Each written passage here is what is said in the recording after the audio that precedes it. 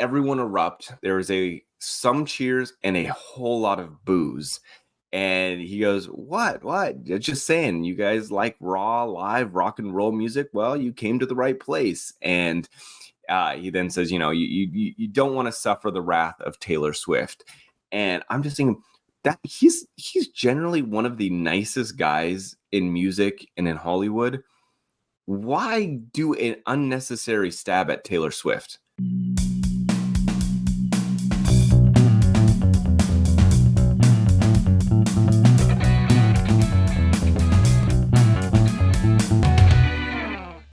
To a spit on that thing. Welcome to the Hollywood Raw podcast. I just wanted to surprise you. How are you, sir? I mean, come on. That's what we have to do to become famous now. If that's what we have to do, if that's what we have to do to get a Hollywood agent, that's where the world is coming to. Welcome to the Hollywood Raw podcast. My name is Adam Glyn. Over there is Dax Holt. This is our Raw Rundown, where we give you the top 10 stories of the week.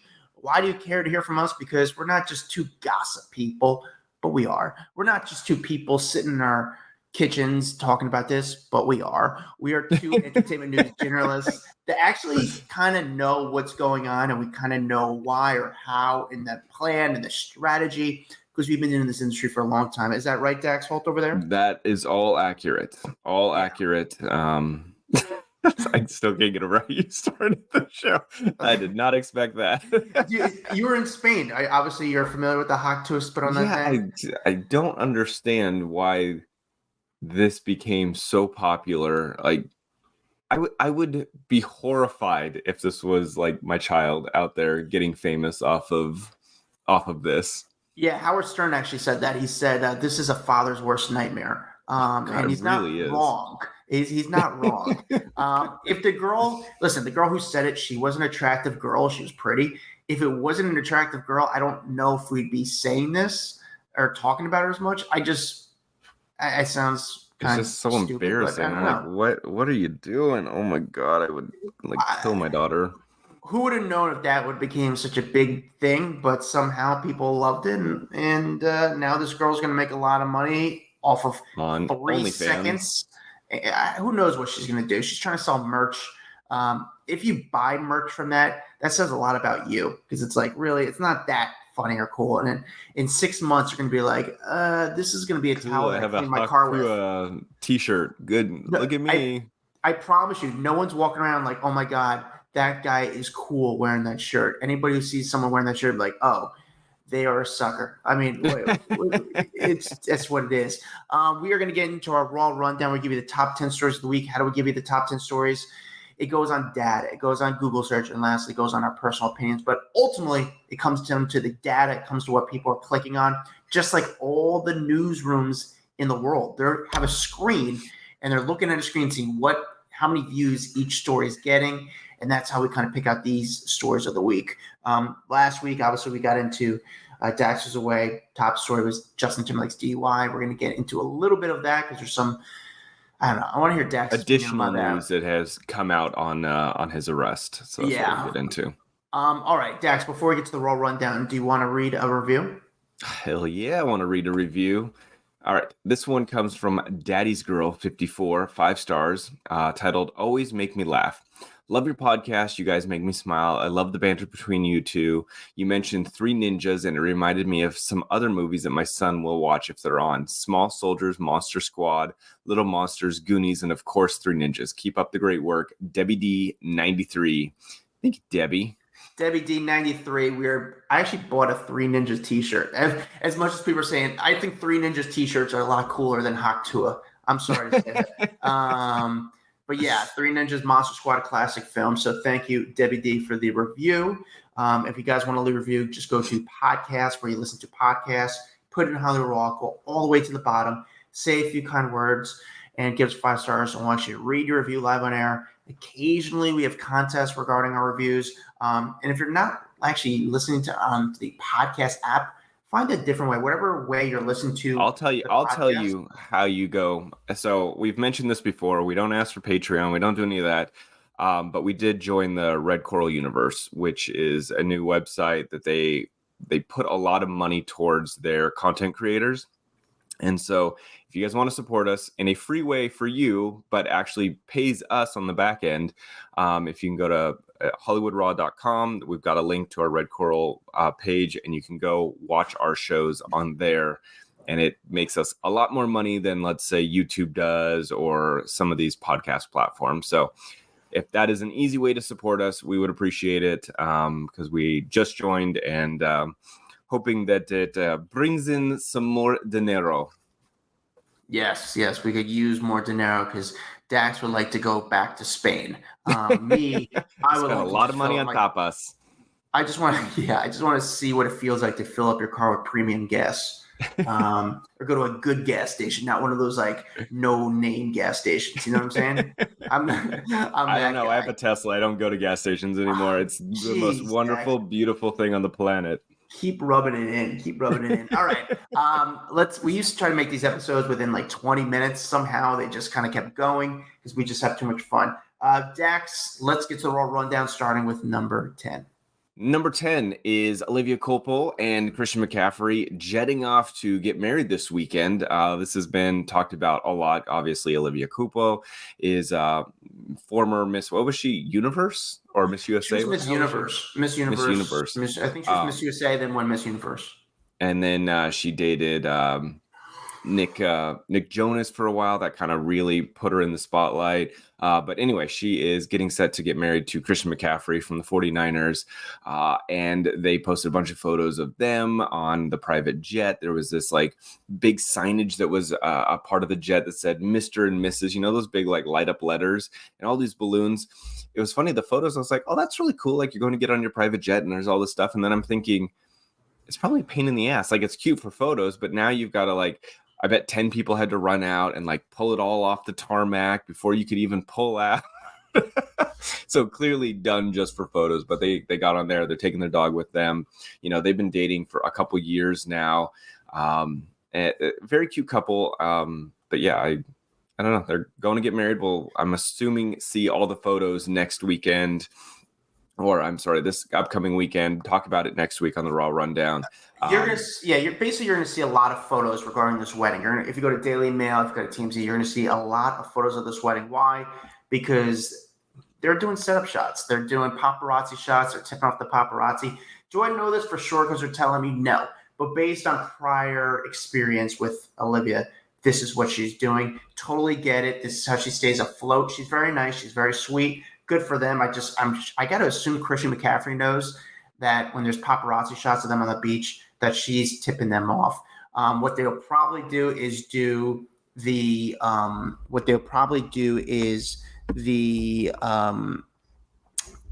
probably release the first photos, like the official photos, the nice photos to People Magazine.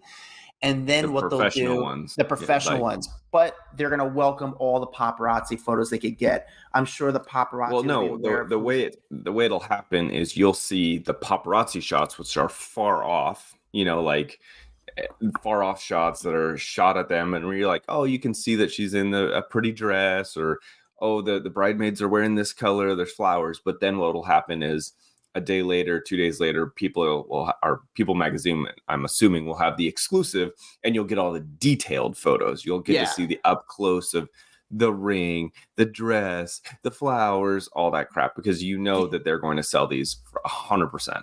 So do you think they're selling those photos? Because outlets used to buy those photos, but these days, no one's really paying for that stuff. So this is what I think happens with these celebrity weddings now.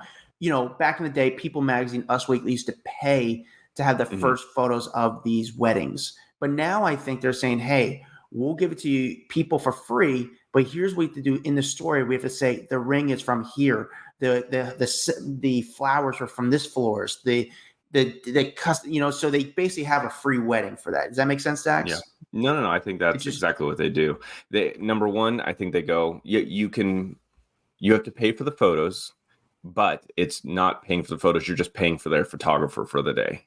You know what I'm saying? Yeah. So you're not like paying this a crazy amount where it's like thousands and thousands of dollars. Maybe the photographer cost them $5,000 for the day. And so they're covering the cost of the photographer, But in exchange, they're saying, okay, a part of this exclusive deal, you do have to mention all of our vendors, and the vendors know that they're going to be mentioned in a People magazine article. So they then give their services for free. And so now you've got free cake, you've got free dress, free ring, free hair and makeup, like, because everyone wants that press coverage. Yeah, it's a game. They're gonna have a nice free wedding. I mean, they might make it actually. I'll tell you what, the way things are going, the way she does deals, she might even make a few dollars on it.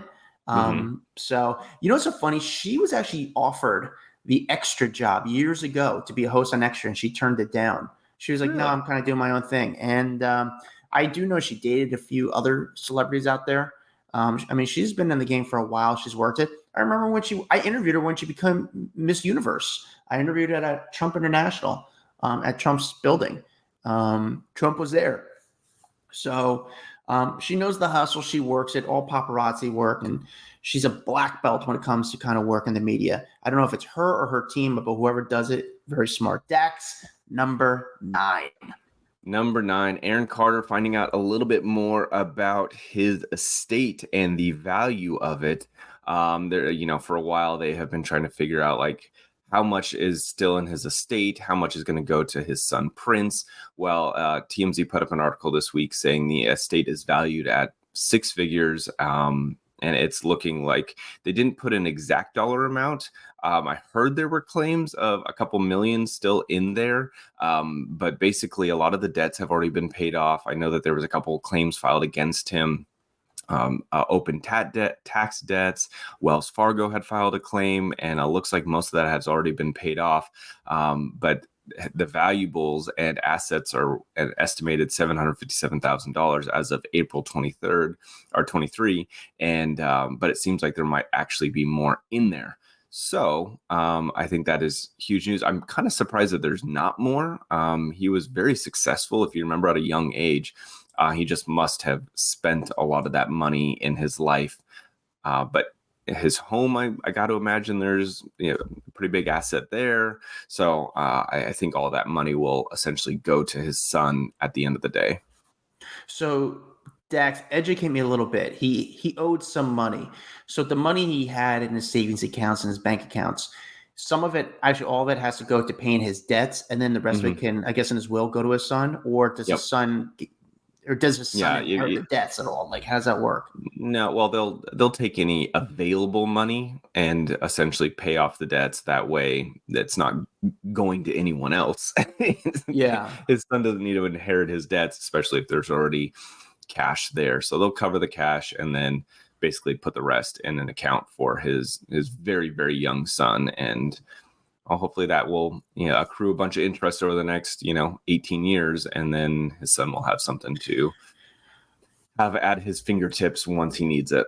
Yeah, I mean, we had Aaron Carter on the podcast. If you want to go through our archive, Aaron Carter, I reached out and he got back to me within like right away. And I was like, dude, yeah, I'm down. And he was super easy. And you heard all the stories about him beforehand, and he showed up on time, if not even 2 minutes before us. He was professional. He was cool.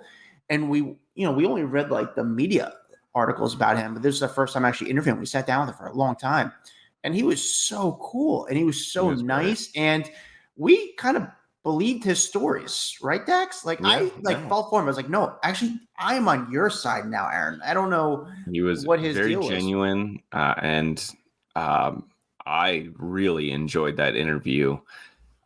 Man, we need to stop talking to people. We've had quite a few of our guests pass away after we've talked to them. We need to stop talking to people. Yeah, Larry King. I mean, it's well, Larry King. That's not fair. He was pretty old when we talked. Yeah, but we were one of his last, like, legit, probably his last interview. And yeah, I mean, that was a cool thing to say. We interviewed Larry King. His final interview. I really don't think he did any other interviews after us, which is wild. The funniest part is what Larry King is. We had him for, we're like, oh, we'll be like 30 minutes. At 30 minutes on the dot, like, he answered the question. He's like, all right, guys. We're like, what? Like, what are we going to break? What's funny about Larry King? He was so professional. Remember, we had to call a phone number. Like we had to change everything about the way we do interviews because he didn't have like the internet and the accessibility to do like a Skype call. So we had to literally call his home line and talk to him on his home phone. Yeah. And then if you remember, he couldn't get out of the host mode. Like you're a guest, you're on our podcast. We're normally supposed to be the one asking questions, and he was such a host that he would then like turn it around and be asking us questions, or like ask his own question and answer it as well. It was hilarious. Yeah, what a guy. How do we just start talking about Aaron Carter and go into Larry King? I don't know. This is just what we do. All right, Dax, number 8. Kenya Moore. This is a big deal, but Kenya Moore leaving the Real Housewives of Atlanta following that suspension that she had. And so she's officially out after 11 seasons with the show. It sounds like TMZ, ET, a bunch of different sites have confirmed that she will not be returning to season 16 following her suspension from Bravo back in early June.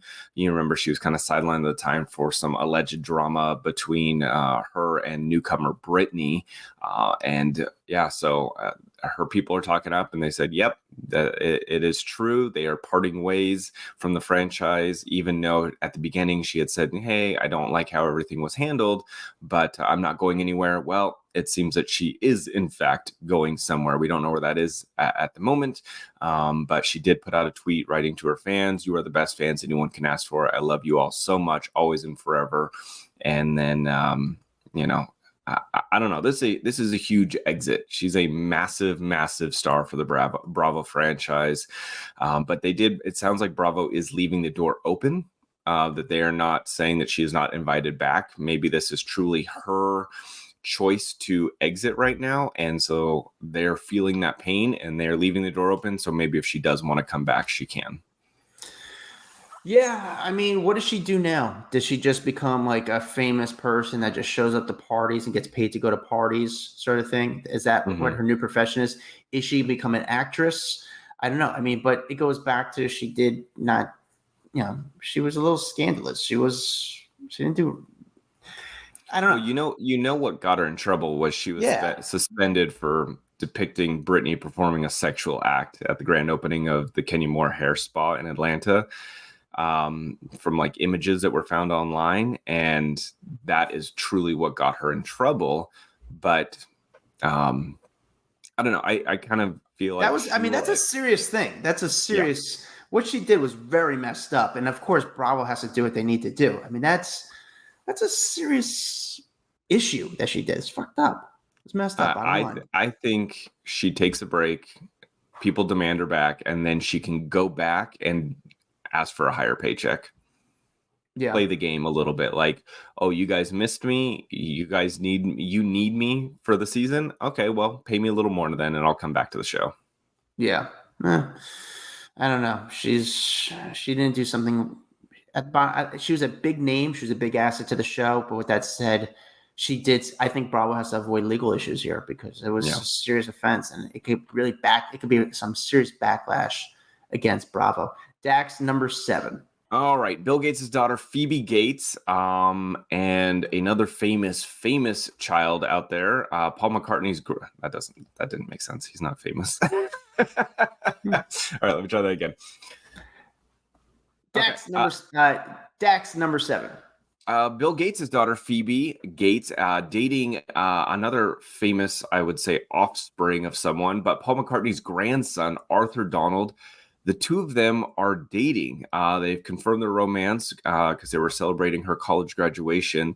And she posted up some photos of the two of them. He's given her a piggyback ride. And she's like, my boyfriend Arthur giving me a post-ceremony lift. And everyone's like, oh, so they are dating. I mean, there was some rumor that they were dating because there was a photo of them looking like they were vacationing a couple months back. But this is the official confirmation that, yes, the two of them are dating. And I'm thinking, that is a lot of generational money between the two of them. Think how much they are worth. Gates and essentially a McCartney. That's crazy. I think these two people knew who they were. They're like, okay, and somehow I don't know if the parents got involved, the family gets involved, but they sort of know like this could be big if we sort of try this out. Am I right? Bring these two families together. Well, like the kids are smart. But like, wait, that's Paul McCartney's grandkid. Wait, you're Bill Gates's daughter. Like, hello. Like this is just somehow this could be really cool. Like this just works out because they both know who they are. They're royalty. Well, you're also you're getting into a relationship that you know that the other person is not getting with you for money. You know what I'm saying? You're not worried about that because you're like, oh, their family is worth so much money too. So it works out for both of them. Exactly. And I'll tell you what, Dax, I've been around money. Have you been around money? Like money kind of wants to stay around money. I have been around people that have money, if that's what you're running. Not me personally. Yeah. No. Yeah. Yeah, but people who have money want to be around money. It's just, you're almost, it's class. I don't know. It's very weird, man. Well, Especially in New York City, you just see how it is. I grew up just so different. Like the way these people live, it's just so insane. Well, you run in the same circles. That's where you start to meet these people because they run in a high society circle. And so they're only getting to meet other people with money. That's why they end up together. It's just a very unique world. It's a very weird. You know what's crazy about Phoebe getting graduating? So she completed her human biology undergraduate. But one of the cool thing was her mom, Melinda Gates, was actually doing the commencement speech at the college. I was like, oh, that's kind of cool. Like your mom's out there speaking. I don't know. Maybe maybe it's different when it's your actual parent, but I just thought that was kind of cool that your mom's the one speaking at the event. Yeah. Anyway, yeah. That was just fun. Side note. I'd be curious.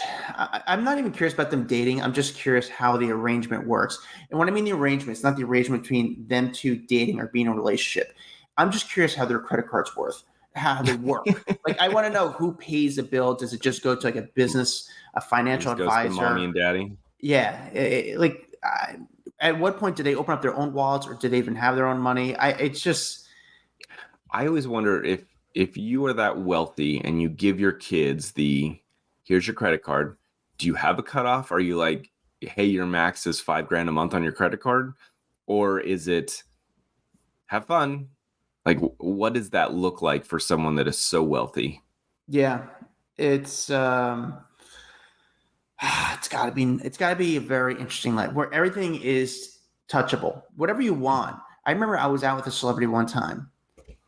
And I'm not going to say the person's name because I know them. I'm friendly with them.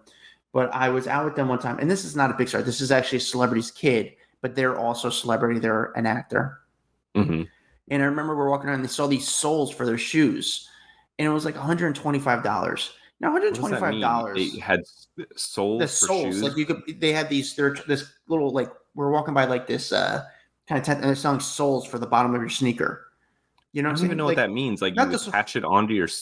What's when you take the inside part of your sneaker, not the soles, maybe. What's the inside part of the sneaker? Like an insert? The soles? The insert. I guess the insert of the sneaker. Okay. So they're selling inserts of sneakers, like, oh, we're very comfortable. And he walked by and they're going for $125.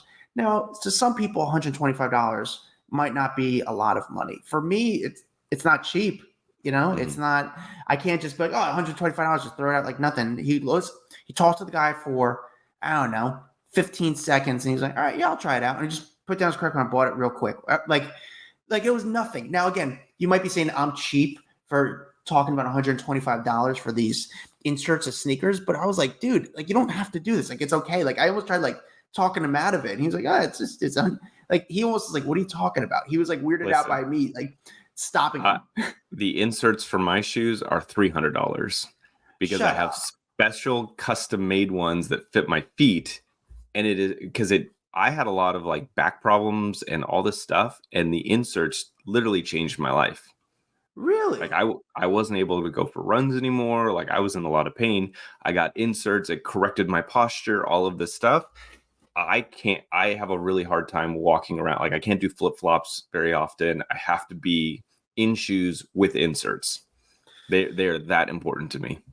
Yeah. I didn't know they sold for $300. I actually got one years ago. Custom to your foot though. That's different than just like walking up to a random stand. But yeah, they will change your life. Okay, well, I don't know how. Again, my debate about this Dax was the guy just spent $125 within like a minute and a half. Like, oh, I'll just try this out. Like, I didn't think it was anything like a big deal, and he didn't think it was a big deal. I was like, dude, like, what are you nuts? But that's me being poor. All right, Dax, number 6. Number 6, Ariana Grande, getting herself into a little bit of trouble this week. She was on the Pod Crushed podcast, and that's with Penn Badgley, his podcast. And she was talking about something that she kind of said that was awkward when she was younger. She admitted that when she was younger, she was doing this like Q&A with a bunch of young fans, and they asked her who her dream dinner guest would be. And she admitted that she said Jeffrey Dahmer, that she was super fascinated with him, that she would love to like have a conversation, pick his brain.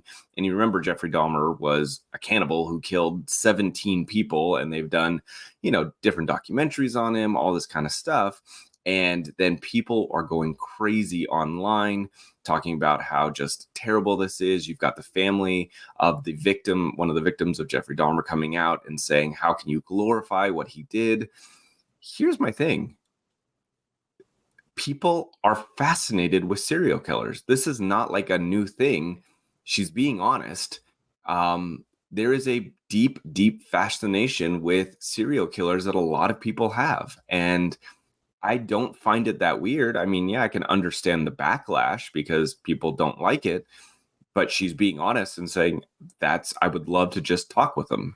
And a lot of these documentaries and TV shows, they almost glorify them even more, and you become more interested in these serial killers. I think that's why they have become so famous. And, Charles Manson and all these people that people get obsessed with them.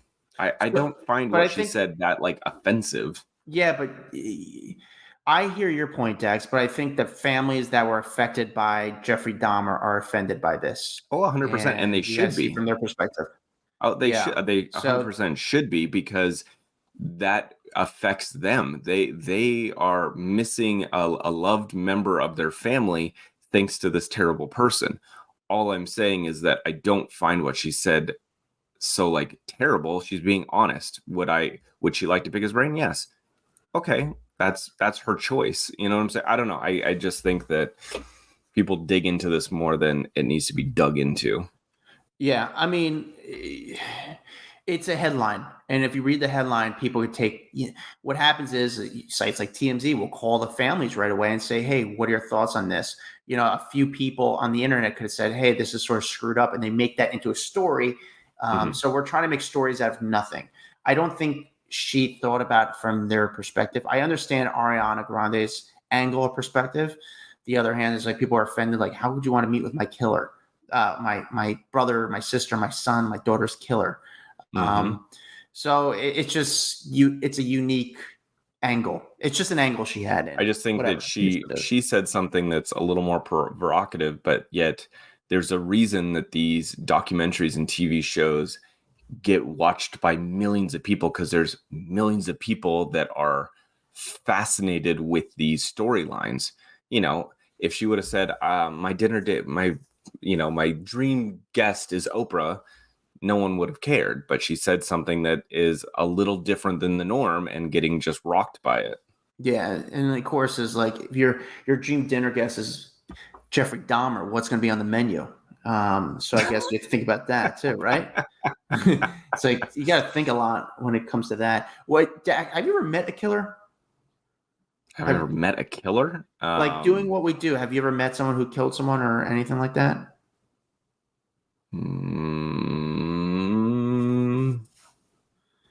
God, I'm trying to think. I don't know if I've ever met someone like a killer. I don't know. I mean, I'm maybe. It's weird when you meet celebrities. Like, no one in my own personal life, but when you meet someone who now is like in jail for pretty much the rest of their life, like a Harvey Weinstein or Bill Cosby, like I wasn't friends with them by any means, and I don't even know them, but I've met them, and it's kind of eerie to be like, oh, I'm never going to see that person again. They're going to be, they're alive, but they're in jail for. They're in prison. Yeah, I am really racking my brain right now as you're talking to be like, I'm sure I've met someone. Yeah. right? Like, I mean, I met Suge Knight face to face. Sure, Yeah. he's killed people. Well, he did kill that That's one person, ran him over, right? yeah, that is true. So I guess you did meet a killer. You just Mhm. yeah, they gotta walk around with that conscious. Dax number 5. Katie Holmes and Tom Cruise's daughter Suri graduated from high school. It's still so weird for me to think that she graduated from high school. Like I remember the day she was born, and now she has graduated from high school. The interesting thing was she dropped the Cruise last name from the high school graduation pamphlet. She went as Suri Noel. That is a huge deal. And it feels like we've seen this a bit lately, obviously, with the Jolie Pitt children dropping off Pitt from their last names. Now you've got Cruz being dropped off Suri's last name.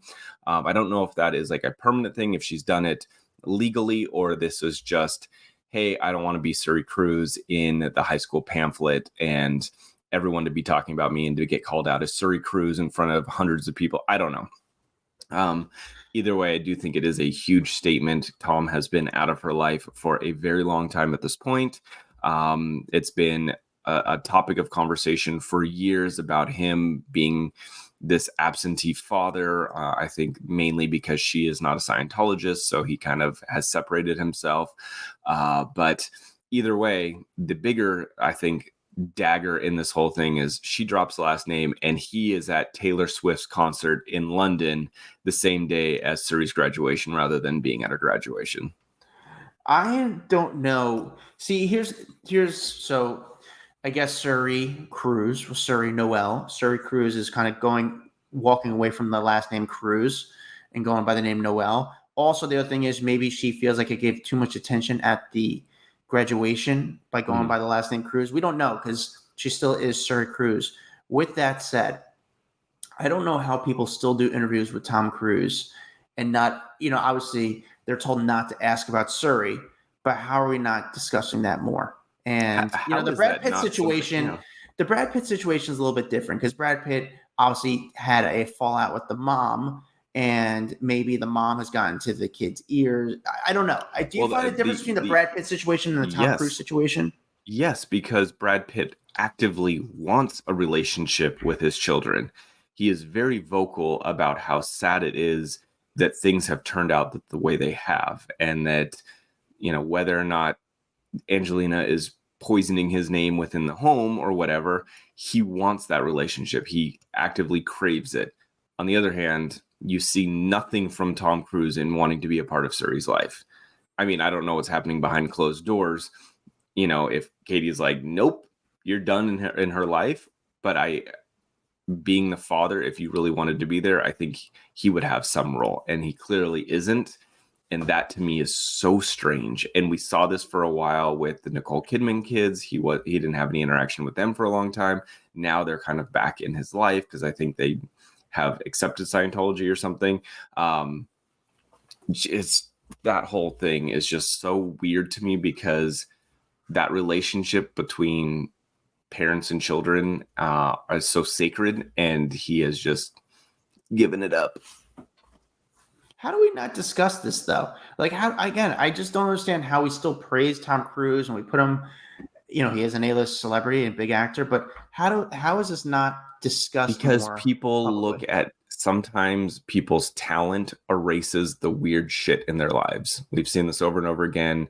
You see someone do something terrible, but then do an amazing job on the football field or on the basketball court or in the theaters, and then you kind of like move on from the crap that they're doing in their private life.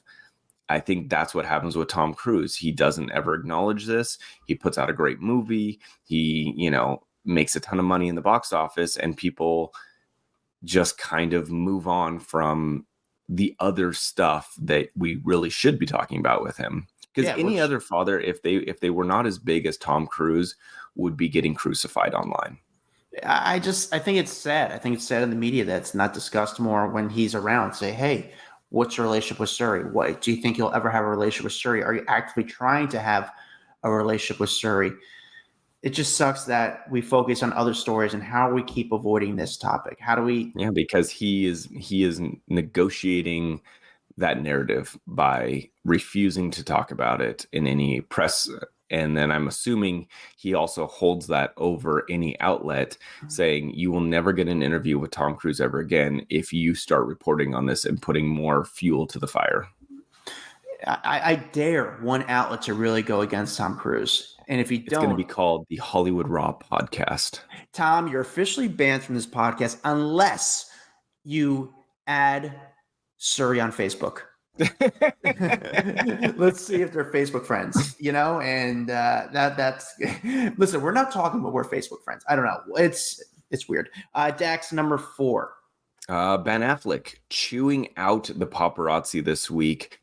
He was leaving his home with J-Lo, and it was the evening, and this happened on Sunday night. So he's driving down. They've got this like private kind of drive that goes up to their house. There's no street lights on it. It's very dark, and the paparazzi were sitting at the end of that street and taking a bunch of pictures of him. And obviously the flash bulbs are going off at night, and from his perspective, it's blinding him as he's coming down the street. So he ends up starting to pull onto the main road and start to drive. And then you could see that moment where he's like, no, fuck this. I am going to rip these new guys a new a-hole. And so he slams on his brakes, opens up the door, gets out, and you can see the Paps act like the whole mood shifts there. He gets out and he starts like yelling at the guy, like, I can't see. When I am coming down this dark road and you are standing right in front of me, taking a bunch of pictures, I can't see anything. This is dangerous. What you are doing is reckless and it is dangerous. And you hear the Paps, they all apologize. He then says, look, my daughter is about to drive down here or come down here. Don't do this. Like, you are risking her safety as well by flashing her in the face. Please stop. And he goes, I just don't understand. And he gets in his car and takes off. But the Paps apologize. They said it won't happen again. Do I think it'll happen again? It might happen again. But, there is some truth to this. Like, you can't see. If you've ever been like on a red carpet area or on the other side, it is impossible to see when there are flash bulbs going off numerous at a time. Yeah, I get older as I'm driving and someone high beams me or lights coming at me in the car. I'm having issues sort of with the lights. Mm-hmm. So I get. So here's the thing: is Dax legally? I guess they're allowed to do that. They're on a public where's street. Your stance? Where's your stance on this whole situation? Were the paparazzi wrong? Was Ben wrong? What is your thoughts on this situation from? I don't think anyone's wrong. At the end of the day, no one's wrong. They are allowed to be there. They're on a public street. They're allowed to take the photos. He's also allowed to get out of his car and give them a piece of his mind. I think there is a level of courtesy that can be extended both ways, where they kind of wait for him to turn so they're not blinding him as he's driving. They're kind of getting the side shots, or they're taking a couple photos so that it's not just like flash bulb. I just think at the end of the day, you need to be respectful to each other. They need to get their job done. He needs to be able to leave his driveway. True. Agreed. And we'll see if the paparazzi stop and are respectful, because Ben is pretty respectful back. I think he allows himself to be not all followed. The time. No, but listen, his car is being followed a lot. He's photographed a lot. He's going to be continuously photographed a lot. There's no way to really stop it. So how are you able to kind of live your life without an issue? And you think also that conversation where you have to have, say, hey guys, yeah. You're married to one of the most famous women on the planet, and you guys are going through some type of marital something, whether it's on the road to divorce or whether this is, just a bump in the road, whatever this is.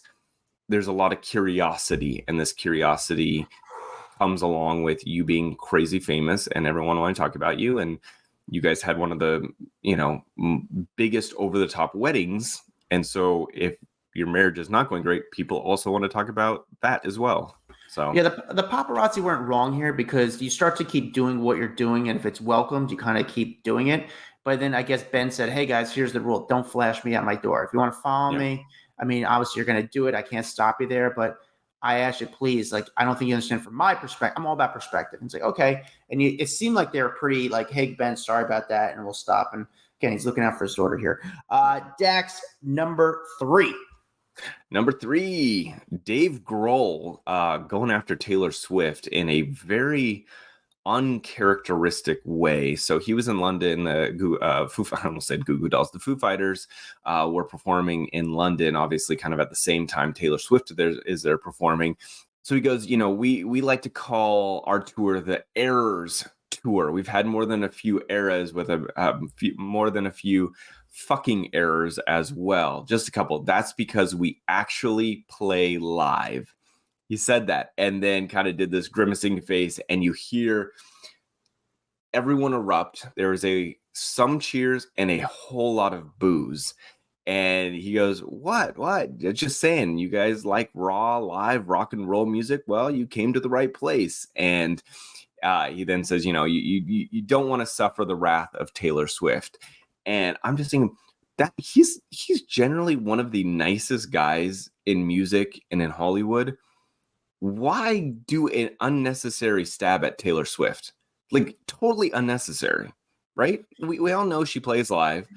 Why would you put that out there? Does she? I mean, I think she does, but maybe he gave us like live. He would know more than we do as far as how much on the guitar she's actually playing. He knows the notes. So does her playing guitar actually help the song, or is she just kind of doing it to kind of play along with them? Okay, well, so we're gonna say out of 3.5 hours, the minute that she grabs a guitar to do something, that's what we're gonna knock her about. It's also a performance. At the end of the day, there is a 3.5 hour performance. If she doesn't play the piano or she doesn't play, the guitar for those 4 seconds, would I fault her? No, because movies, you don't fault the actor for having a stunt guy come in and do something. Why would you fault her for 4 seconds of faking a guitar if that's the case? I wouldn't care. She sings live all these songs. You've heard her. She's freaked out when a bug flies in her mouth, and you could hear that it's not that it's live singing. The mics are live. So how did Taylor respond to this? So she gets up on stage and she said, every one of my band members, every single one of my crew, by the way, she's like talking to the audience, my band, who's going to be playing live for you for the next 3.5 hours tonight, they deserve this so much, because she was getting like a round of applause for everyone who works on the tour. But that was her way, I believe, of responding to him saying, no, screw you. We all play live for 3.5 hours tonight. So take your comments and shove them. And just the perfect Taylor Swift way of, I'm not going to acknowledge you. I heard, and this is my response. She knows what she's doing, huh? It's a very subtle response, even if it was a response, but it's one of those things that just because Taylor did it, it's going to make some news. So, yeah. Dax, number 2. Emma Roberts, acknowledging the whole Nepo baby conversation. Obviously she is the niece of Julia Roberts. She's the daughter of Eric Roberts. So she is, by all accounts, a Nepo baby in Hollywood who has become very famous, very successful. Obviously, American Horror Story has blown up her star status in Hollywood. And so she was making an appearance on the iHeart podcast, Table for Two, with Bruce Bozzi, and talking about this whole Nepo baby conversation. And she's like, people only kind of see your wins. She goes, this is the part of the conversation that people leave out. And she goes, people only see your wins because they only see when you're on the poster of a movie. She goes, they don't see all the rejection along the way, right? Like they tie the relationship that you have with someone else famous when it's like, oh, you landed this role. Oh, you are in this next movie. So that's only because you're the niece of Julia Roberts. But what they don't do is go, oh, you didn't get that role, or you didn't get that part, or you were fired from this movie, or that show got canceled. They don't ever associate that. And she goes, that's the part that gets annoying, is that, your life isn't always great and linear and easy. You have these bumps on the road. And she goes, I like to acknowledge that there are things that are not great about my career or things that I have lost that I truly appreciated in my career. And she goes, yes, you know, people call out Nepo babies for having a leg up in Hollywood, but you also have to prove yourself more than maybe someone who doesn't have that relationship in Hollywood. What are your thoughts, Dax? As two guys, we've both been trying to kind of make an impact, get our foot in the industry, and then you hear in her, who obviously comes with a very famous last name, has very famous people in her family. What do you think of her comments? I think it makes me mad that neither one of my parents were famous. Yeah, I actually disowned my parents and don't talk to them because of that. I said, why couldn't you guys go on an audition? Why couldn't you guys start vlogging or streaming at an early age? Yeah, I mean, listen, no, I see her take. However, at the end of the day, it did help out. She had an advantage at the beginning of her career. Did she probably? But why does that matter? Absolutely. Why does it matter? It's not like we sit here and look at people that, you know, are the heirs of the Walmart franchise and go, oh, they were a Nepo baby and now they're the CEO of Walmart. Like, F them. Why do we give people that have some kind of connection in Hollywood such a hard time? Who fucking cares? Like, they got born into a good family and now they use that to an advantage. If my children wanted a podcast so bad, I would try to help them get into the podcasting world. I don't understand why. Well, who's giving them a hard time? Jealous people? I don't know who's walking around giving her a hard time. Like, how many people are sitting there just saying, "Oh, you're only famous"? Is it just on social media? Like, where does that come from? Who are jealous of their success find something to knock them down a peg. You cannot, like, there's also a lot of celebrity children out there who did nothing in the entertainment industry who probably really wanted to and they couldn't make it. She has a point. You still have to prove yourself. You can't just go out there and be, a huge star if you don't have the talent to do so. True. I mean, there's been some actors, kids. Okay, well, maybe Dakota Johnson.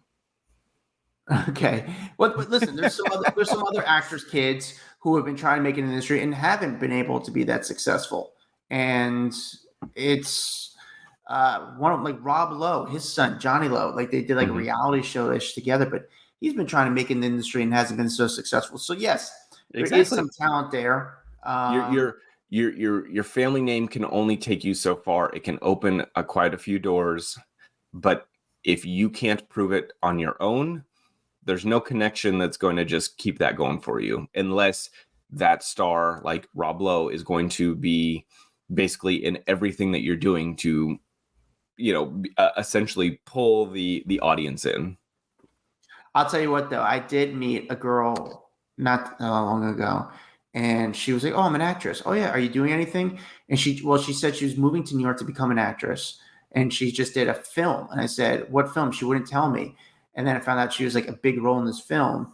And it was because her uncle, and I forget the actor's name. He's not a big actor, but he's not a small actor. Solid working actor, was also in the film. And pretty much she told me, but she didn't I had to find out, but she didn't want to tell me that her uncle was the one who kind of got her the part in the film. By the way, she did mention George Clooney. She said, "I always joke, why is no one calling out George Clooney for being a Nepo baby? Because his aunt, Rosemary Clooney, was an icon. She was huge in the 40s and 50s. She was a singer. She did a lot of stuff. She even actually acted in an episode of ER with George. But she's like, why is everyone giving me a hard time when you got George Clooney, who also obviously got a hand up in this industry? Why don't you give him a hard time for being a Nepo baby?" She's got a point there. Yeah, I mean, again, I think that era was just, you could talk about Kiefer Sutherland. I mean, the list could go on and on with that. So, all right, Dax, the number one story of the week. Some more information coming out about the Justin Timberlake DUI arrest. Well, apparently, according to Radar, there was an informant inside that hotel that he was at that called the cops on Justin before the DUI arrest. So this is pretty interesting, but there was an individual at the Hamptons hotel where he had dinner last week that reportedly called the cops on the singer before his arrest went down. And this only comes out a couple days, a week after everything kind of happened. But there was someone who called the cops to warn them about him, saying that he had apparently had a lot of drinks and might be climbing behind the wheel of the car to drive himself home, and to keep an eye on him. So if he was pulled over initially.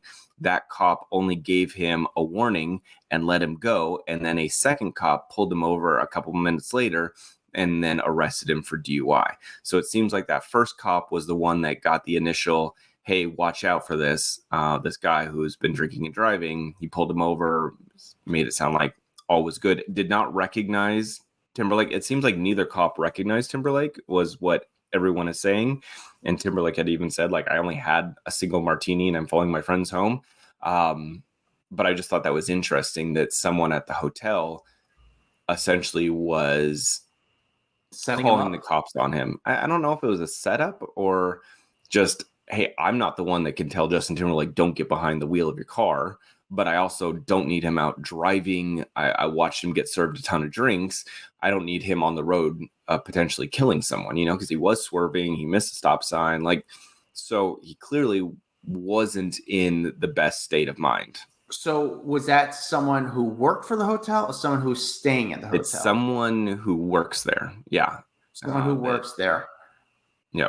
I mean, but I think that goes into the bartender, and then they have to tell the bartender's sort of job is to cut someone off if they're not able to kind of find a capable or possible ride home. But how do they even know that Justin wasn't driven home or had a car home? I think maybe they were watching him get drunk, and they were watching him stand at the valet waiting for his car to show up.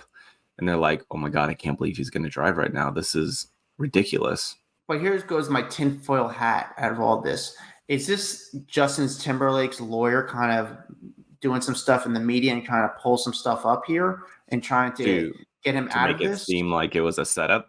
Yeah, a setup and kind of get him out of the situation, because he didn't take a breathalyzer and they're just saying he was under influence, but they don't at this point. Like, I don't know how this ends. I don't have a clue. I don't know if this is going to get the media involved.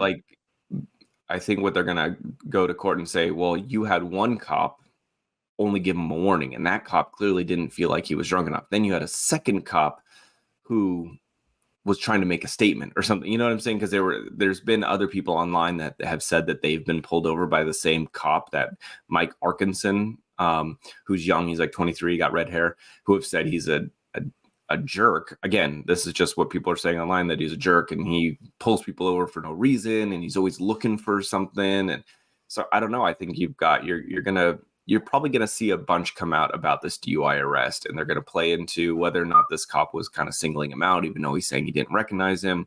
I don't know. I don't know. Yeah, I'm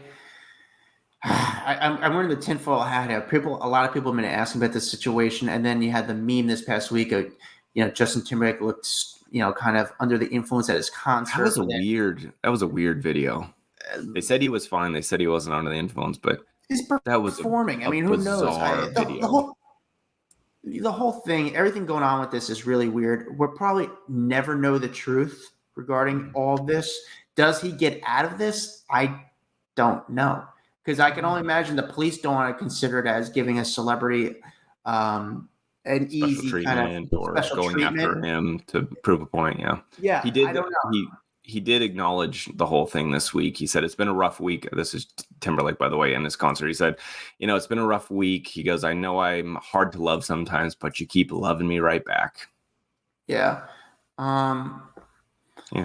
Yeah, weird stuff. But he's performed in New York this week. Jessica Biel went to the show and supported him because they were trying to make a story about her not wearing her wedding ring, but she wasn't wearing her wedding ring because she was filming something. However, she did go to his concert.